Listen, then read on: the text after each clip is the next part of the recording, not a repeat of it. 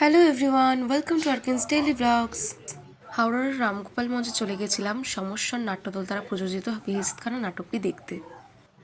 নাট্যদলটিতে আমার একজন বান্ধবী আছে, তাই একটু বেশি এক্সাইটমেন্ট নিয়ে প্রায় 1 ঘন্টা আগে পৌঁছে গেছিলাম। আর এক্সাইটমেন্ট কিন্তু একদম কমেনি, কারণ ওদের নাটক ভীষণ ভীষণ ভালো হয়েছিল, প্রচুর প্রশংসা পেয়েছে। মানে আমার যাওয়াটা একা একা একদম সার্থক হয়ে গেছে। তো চলো বলি কিভাবে গেলাম। প্রথমে মেট্রো করে এসপ্ল্যানেড, তারপর সেখান থেকে হাওড়া ময়দান।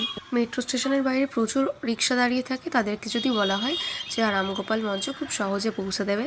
তবে আমি আসার সময় হেঁটেই ফিরেছিলাম যখন আমি বাড়ি ফিরবো, কিন্তু সত্যি কথা বলতে একদমই অল্প সময়ের রাস্তা। তো রিক্সা করার কিন্তু সেরকম কোনো প্রয়োজন নেই। অনেকদিন ধরে খুব ইচ্ছা ছিল যে হাওড়া ময়দান যাব, কি আছে না আছে জানা সত্ত্বেও। এবং এতদিন পর একা একা পুরো একটা দিন আউটিং করে কিন্তু আমার বেশ ভালো লাগলো, মানে সত্যি আলাদাই রিফ্রেশ ফিল করছি। আর দিনটা শেষ করছি এই মিষ্টি মিষ্টি একটা চা দিয়ে। তোমরা সবাই ভালো থেকো, নেক্সট ব্লগের জন্য ওয়েট করো, দেখা হচ্ছে আবার নেক্সট ব্লগে।